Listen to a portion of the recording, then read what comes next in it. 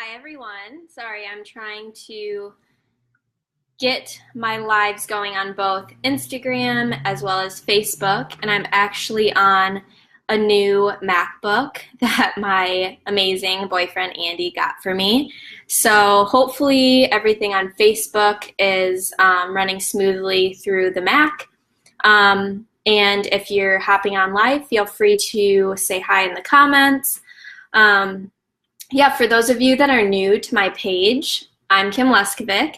I'm an essential oil educator and wellness coach. I'm an energy healer, lover of life, and I'm really passionate about helping people find wellness tools that really have them feeling their happiest, highest version of themselves, whatever that looks like for them, within their physical health, within their mental health, as well as emotionally. And so, excuse my hair. I actually came home from nannying and took a nice hot bath with some Epsom salts and essential oils because I was just feeling kind of overwhelmed and fatigued from still recovering from yoga teacher training. But that was lovely, and I actually got some inspirational hits while taking a bath and kind of just tuning into my own body, into my own mind, and hearing what it was that I really wanted to reflect on and share with you guys. And so I actually wrote down my top 5 things that I took away from yoga teacher training that I want to continue to incorporate into my life and my personality, and how I really show up in my day to feel that happiest, highest version of myself, as well as guide others to that version of themselves as well. And I don't know if I mentioned this at the beginning, but I like to do this through tools such as essential oils, yoga, obviously, that's what I'm on here talking to you guys about, but also just spiritual, personal spirituality work, whatever that looks like for people as well, whether that's just going on nature walks, tuning into meditation, and really just getting in touch with your spirituality. Because I know that's something that's gotten me to this point of my life where I just feel super aligned with my mission and what I'm here to do and my purpose for helping other people. And so I do want to kind of just give a little example of the power of setting intentions and goals for yourself. So that was actually number 2 on my top 5 list of life lessons that I learned from yoga teacher training. Number 2 was action. So actually, okay, sorry, let me rewind. So number 1 was trust. Number 2 was action. Number 3 was goals and intentions. Number 4 was love and support. And number 5 was the present moment. So I just wanted to kind of outline what I'll be talking about for this video, and those are the top 5 that I'll be covering. But I actually want to go into number 3 to start off, which is goals and intentions.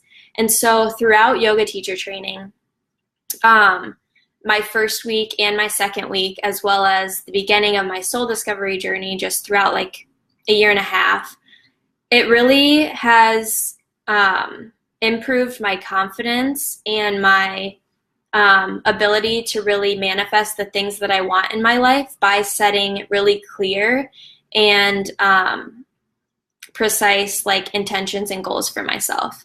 And so that was one thing that when I first dove into this journey, I wasn't really sure what my interests were. I wasn't sure what my passions were. And so not knowing that didn't allow me to set any goals or how I wanted to feel intentions throughout my day.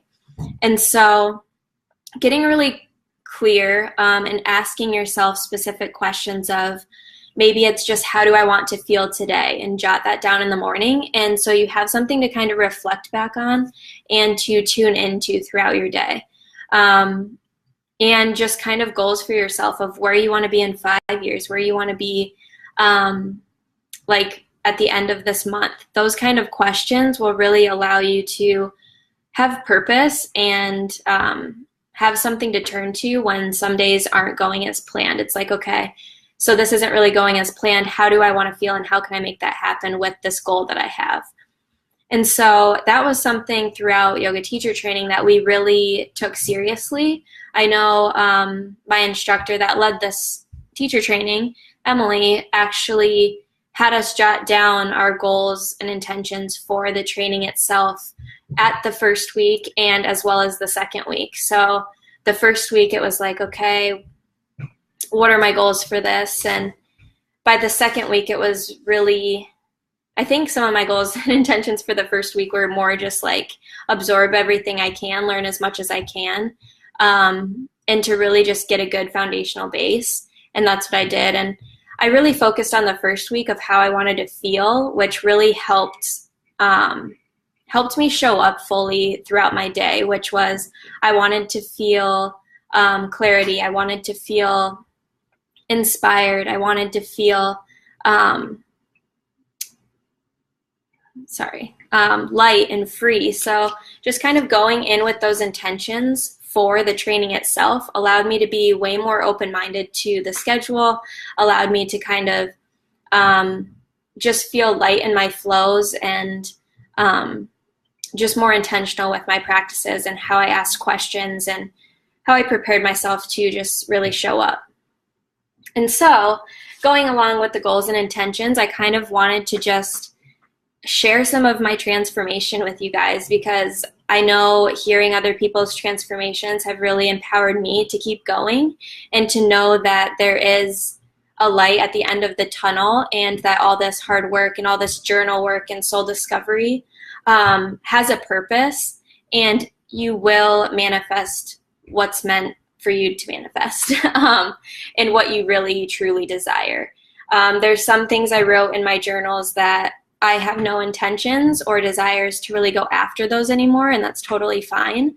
But there's some that I've already achieved, and there's some that I still want. So it's kind of cool to just keep track of your journals that you've had over time if you are on this soul searching journey and just really trying to find what it is throughout your whole life of what you want. And that, like I said, can change day to day and month to month. And so, but you have to start somewhere. So I took a Zen Babe chakra cleanse back in November of 2016, I believe. I think it was 2016. I'll look at the date here really quick. Yeah, 2016. Yeah, so I took the Zen Babe chakra cleanse November 2016. And from there, I've just really got more interested in this whole energy healing and self-healing empowerment journey. And not only doing the work myself, but really showing people what's possible and giving people those tools to help them do what I've done for myself, which is really awesome. And so I do have the journal from when I took the Zen Babe chakra cleanse, and it's just really cool to look back at it, not only to reminisce and relearn about some of the chakras, but also just to see how far I've come and what I've really brought into my life by simply writing those down and focusing on them and building that intention and building it with action as well. And so then I also have this little whale journal that I think I started before the chakra cleanse, right when I moved to Chicago out of college. When I was really just trying to see what I was interested in. I was really just trying to find a job, and I wanted to get clear on what I was applying to and what I was going to go after, because I am someone who is very driven, purpose-driven, and I wanted to be able to feel fulfilled in my work and have meaning in my work right out of college. And so I was like, if I'm going to try to find something for that, I need to get clear on what those desires are and how I want to feel. And so I did some of these little journaling exercises, and I have things I want if I couldn't fail. That was a popular question we asked ourselves in yoga teacher training as well. And it's just if money weren't an option, if you didn't have any setbacks, what would you want to do if you knew you couldn't fail? And literally my second one I wrote down was yoga instructor. So that's really freaking awesome. And then I have like to write or start a blog or a journal, to open my own business with a mission I am passionate about. So here I am talking to you guys about essential oils and yoga and getting on and like expressing myself in a way that hopefully inspires and allows you to kind of do this lifestyle and build this lifestyle for yourself as well. And then I have like, I want to read more about self-help, mind, body, and soul. And just, that's just one of my strengths too that I've discovered is I am a learner. And so I do really enjoy reading and educating myself and then passing that on to others. Hi Sarah. Hi, Hannah. Aw, I'm so proud of you too. Sorry, I'm looking at my Instagram comments over here. Hi, Maddie. I see you jumping on too with your new yoga account. And so, yeah, I had yoga instructor write in my journal from over 2 years ago. And then in my chakra journal, I don't know why I took those little Post-it notes out, but there was one thing I wanted to share. Oh yeah, and said, here it is again, the question. If I could do anything in the world and I know I couldn't fail, what would it be? So again, this is like a month later. And so again, these things could change and evolve of what you're interested in, what you're inspired about. And my number one was yoga instructor. And so again, I even like took on an essential oil business as well as like nannied and did multiple different things before I really allowed myself to be that yoga instructor.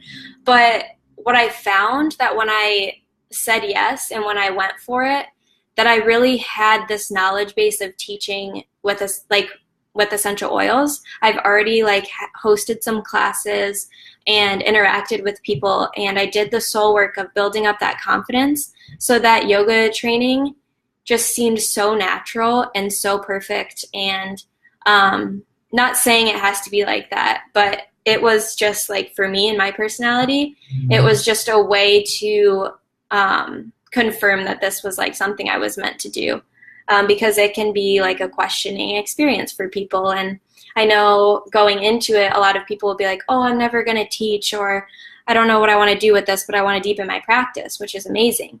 But I think it's cool that most of our group is like, yeah, I want to be an instructor now. And so, yeah, that's just something I kind of wanted to share with you guys about writing down your goals, writing down your dreams, and don't be like scared to, it's giving me goosebumps, but don't be scared to dream big if it's something you really truly want. And again, that can change, but like dream big, because you never know how that's going to come into your life. Like I said, I dreamed of this MacBook and I did not buy it myself. I am so grateful that my boyfriend went out of his way and decided to gift me this, because he sees my business and opportunity. And yeah, you just don't know how these things are going to come into your life, but that's just a way to get them into your life, is to actually know what you want and to dream it out. I'm kind of stumbling over my words here, but that's okay. I'll get back to my Post-it note of the top 5 life lessons. So the first one, I'll just rewind a little bit. The first one was trust. And I don't know if Maddie's still watching, but there was a girl in our group that just kept telling me, trust myself, just trust yourself. You know this, you know the sequence. And for someone who didn't go to that many in-person yoga classes, that taught a lot of myself through in-home yoga, videos, and just continued practice, I think it was just like, trust yourself that you know it, and that you might not get it perfect, but that's life, and you kind of just keep going from that. And whether or not you don't know it fully, trust yourself that you will be able to figure out the rest. So for example, like I taught a class and we totally switched up the sequence, and I didn't have it memorized and I didn't have it like perfect, but we went and taught the public. And I remember looking at my instructor and was like, oh my gosh, I don't know what's next. And just like my face But it's about being that calm and being okay with not knowing, but going for it anyway and taking action on that. So that's actually number 2. Trust you know it enough, that you have something to offer, and that whatever you kind of say will help someone. And then, so trust you know it enough, and then take action on it and just go for it, because even if you mess up, no one really cares. Like, if you're laughing about it and you're kind of being vulnerable and putting yourself out there, they're not gonna attack you for it.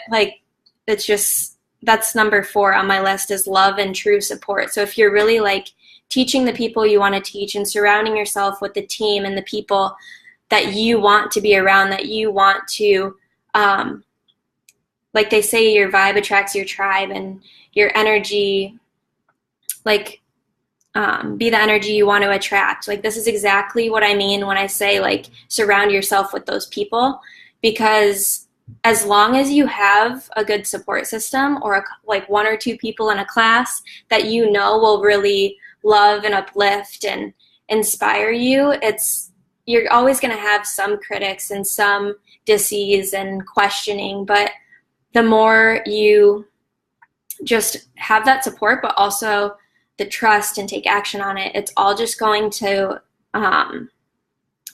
build your confidence, so that those critics don't really take a toll on you as much. And if anything, what I'm kind of working through with my actual business coach right now is that the critics and the people that I think are critiquing me or not supporting me or not loving me is really just it's really just either that you're doing something that's making them uncomfortable, or that there's someone that really actually needs the support from you and they need that love from you more. And so I hope that makes sense. But yeah, so 1, trust. 2, take action, just go for it. 3, ask questions, set your goals and intentions, and remember them daily. 4, love and true support. So really finding your tribe, and it takes time, and it takes boundaries, and it takes you really building that confidence in yourself of what you want, and then also telling people that, and even when they're questioning, and even when they're you feel like it's discouraging, stand in that truth no matter what, because they will come around, and the more they see you showing up, and the more they see you being confident in what you want, the more that they will understand and kind of make that shift for themselves as well. And so lastly, number 5 is present moment. And so again, with setting those intentions of how you want to feel throughout the day, you're really going to create this sense of living more in the present moment, because you want to feel a certain way and you're setting that intention for yourself. And so, but another way to really bring you into the present moment as well is gratitude. So literally, I just remember in so many shavasanas and so many meditations throughout this week, just feeling a sense of just gratitude for this opportunity, gratitude for finding a teacher training that I was just so in love with and so inspired by. I don't know if you guys know this, but I drove all the way to Iowa City to do the yoga teacher training, and I live in Chicago. I know it's only 4 hours, but just so much gratitude for finding that tribe and trusting myself that it was the right one, and really just setting myself those goals and going for it. These all just connect. But yeah, just gratitude for the support, the encouragement, the after fact of completing the training, and yeah, low battery over on Insta. But that's basically all I got. But gratitude is powerful in bringing you in your life to the present moment. If you're ever finding you're kind of stuck in your head, or things just aren't going as planned and you've tried and tried and tried, just get into the present moment, like look at your surroundings. What are you truly grateful for? And you'd be surprised with how powerful this is, especially with like ending your day this way as well. So I actually kind of fell off the gratitude journal at night, but it's something that when I do get back in the habit of it, you just notice more things in your life that you're grateful for, and it's just all about building that awareness. So building the awareness within trust with yourself, building the awareness of that you have to take action in order for these things to come into your life. Building the awareness about what your purpose and passions are by asking yourself those questions.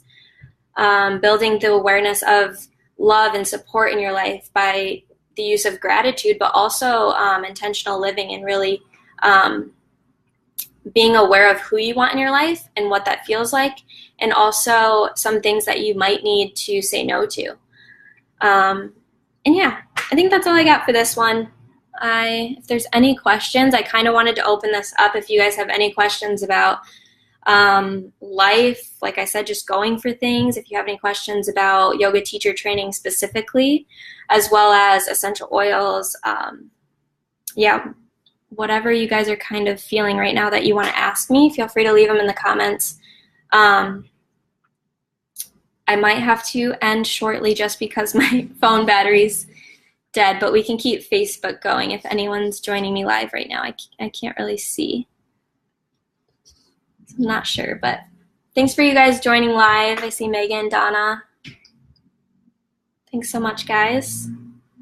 Hope you got a little inspiration out of this. But yeah, I will log off and not really waste any more of this time. But if you do have a question that you'd like me to answer in a future live cast, or you just want more knowledge on essential oils, you can feel free to join my Happy Highest You Oil Tribe. It's a group on Facebook, and it's free to the public as long as you don't already have a doTERRA account. And I will be hopping on here for future Happy Highest You live casts. So if you do have a question, feel free to reach out to me, and I'd love to kind of just jam on that topic. And I'm sure you're not the only one that has that question. And so this is how we heal together, and this is how we rise up and become our happy, highest version of ourselves. So thanks so much for joining, and I hope you guys all have a beautiful rest of your week.